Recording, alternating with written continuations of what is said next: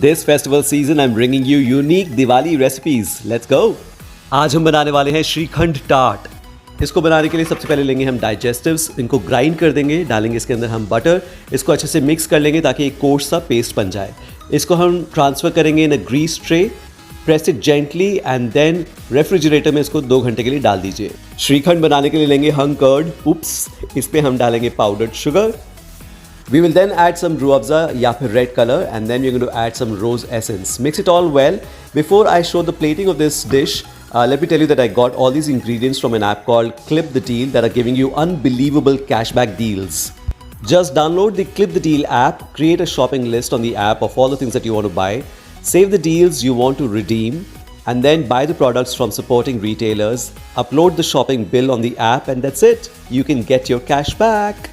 And now back to plating the dish. Fridge में से निकालेंगे हमारा डाइजेस्टिव बिस्किट वाला टार्ट, उसके ऊपर हम डालेंगे अपना shrikhand. We going to add the dry fruits of our choice and then we going to chill it in the refrigerator for another 30 minutes and it is ready.